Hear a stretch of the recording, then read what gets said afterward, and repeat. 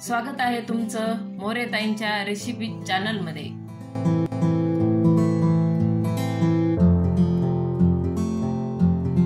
चला तर मग व्हिडिओमध्ये पुढे जाण्याआधी बेल आयकॉन दाबून चॅनलला सबस्क्राइब करा आणि सुरू करा मोरेताईंसोबत आजची ही चवदार रेसिपी बनवायला। नमस्कार मंडळी, आज आपण वरणातल्या चकोल्या करणार आहे। त्याच्यासाठी मी हे वरण शिजून घेतलेले आहे। हे वरण मी मुगाचं घेतलेलं आहे, तुरीचं पण घेऊ शकता तुम्ही, छान लागत आहे। भाजीचा कंटाळा आला किंवा भाजी नाही खाऊ वाटली तर हे वरण असं शिजून मस्त तिखट वरणातल्या चकोल्या किंवा वरणफळ किंवा वरणातले तिखट फळ असं कोणतं जे नाव आहे ते मला कमेंट मध्ये सांगा। त्याच्यासाठी एक टोमॅटो कापलाय, लसूण कुटून घेतलाय, कोथिंबीर आणि कढीपत्ता आणि काही आपण जे वरणाला टाकतो का मसाले तेच टाकणार आहे। आणि पीठ पण मी असं भिजून ठेवलेलं आहे। असं छान पीठ भिजवायचं, पोळीला आपण भिजवतो का तसं, पण त्याच्यापेक्षा थोडंसं घट्ट, म्हणजे एकदम फळ आपले किंवा वरणातल्या चकोल्या छान होत्यात। आता आपण आधी फोडणी देऊन घेणार आहे वरणाला। त्याच्यासाठी कढई ठेवली गॅसवर। कढई गरम झाली की आपण तेल टाकणार आहे। तेल टाकून घेतलं, तेल गरम झाले, एक चमचा मोहरी टाकून घेऊ, जिरे पण टाकू,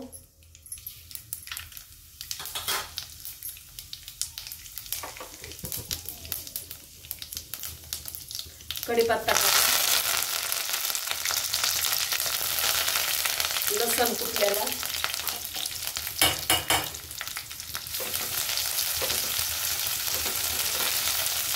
थोडंसं लसण आपण परतून घेऊ।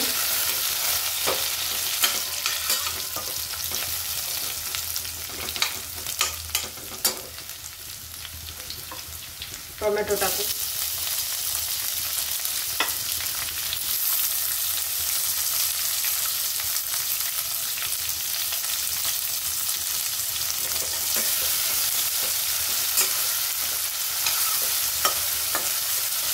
छान लागतात हे वरणातले। असं तिखट तुम्ही फिक्क्या करू शकता आणि तिखट पण छान लागत।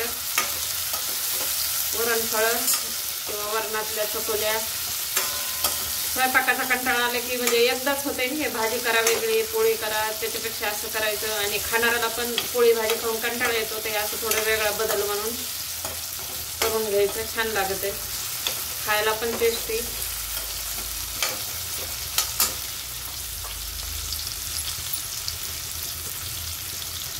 कोथिंबीर टाकू आता,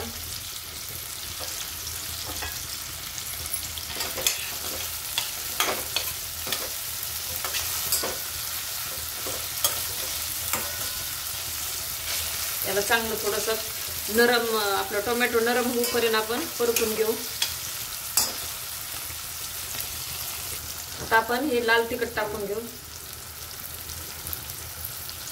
एक चमचा, आणि थोडंसं वर तुमच्या तिखटाच्या आवडीप्रमाणे टाकून घ्या, चवीनुसार मीठ टाकून घ्यायचं। आपलं पिठामध्ये पण मीठ असते ना, तर अंदाजानुसार टाकायचं थोडं। वरण शिजताना हळद टाकली होती, तर अजून थोडीशी हळद टाकते। आणि ह्या चमच्यानं सांबार मसाला पण एक चमचा टाकायला।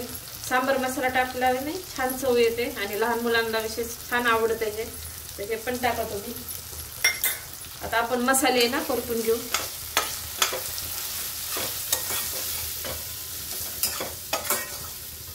लहान मुलांसाठी करत असेल तर थोडं तिखट कमी टाकायचं।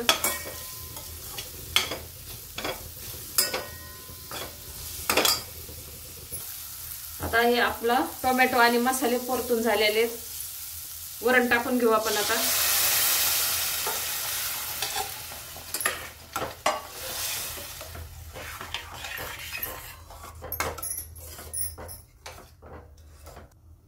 थोडंसं आवश्यकतेनुसार पाणी टाकून घ्यायचं।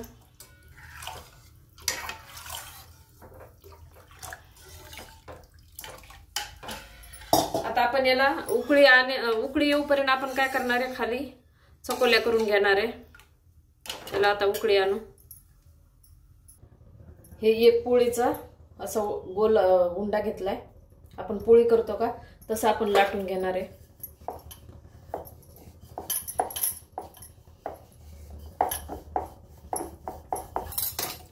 ही अशी पोळी लाटून घेतली। थोडंसं असं घट्ट पीठ भिजवलं ना मग व्यवस्थित जास्त पीठ लागत नाही आणि लाटायला पण छान लाटता येते. तर तुम्ही आता हे असं गोल वाटी, अशी छोटी वाटी, तर ह्याने असं गोल वाटी ठेवून हे गोल गोल केले तरी चालते. किंवा मग मी आता काय करणार आहे, हे चाकू घेऊन याच्या अशा चौकोन आकारात चौकोल्या तयार करणार आहे आणि वरणाला उकळी आली की सोडून देणार आहे वरणामध्ये. छान लागत्या आणि हे न केलं तरी बी छान लागतात गोल गोल. त्याचे असे त्रिकोणी करा, चौकोनी करा, हे असे कसे भाग करून टाकायचे, असे शंकरपाळ्यासारखे किंवा असे किंवा चौकोनी. आता मी हे असे त्रिकोणी आकारात करून घेते. हे पहा, हे असे करून घेतले. आता वरणाला फोडणी दिलेली, उकळी आली, आता उकळीमध्ये टाकून घेऊ आपण. याचं आपण चाकूनी काढून घेतलेले. आता छान उकळी आलेली आणि असंच उकळीमध्ये टाकायचं म्हणजे मग अजिबात चिटकत नाही. अशा वेगवेगळ्या छान होत्यात आणि खायला पण सुंदर लागत्या. आणि आपण पूर्ण टाकणं झालं ना तर मग गॅस बंद करायचं, पण टाकताना उकळी आणा, अशा उकळीत टाकायच्या, अजिबात चिटकत नाही. आता राहिलेल्या मी ना अशाच करून घेते. आता छान उकळी आली, आता कमी गॅस करायचा आपण टाकल्यात तर, आणि आता राहिलेले मी करून घेते.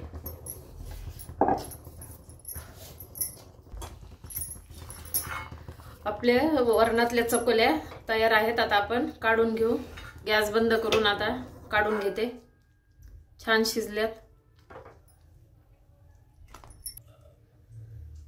आता साजूक तूप ओरून टाकू. अशा प्रकारे आपले वरणातल्या चकोल्या तयार आहे. एकदा नक्की ट्राय करा आणि कमेंटमध्ये कळवा.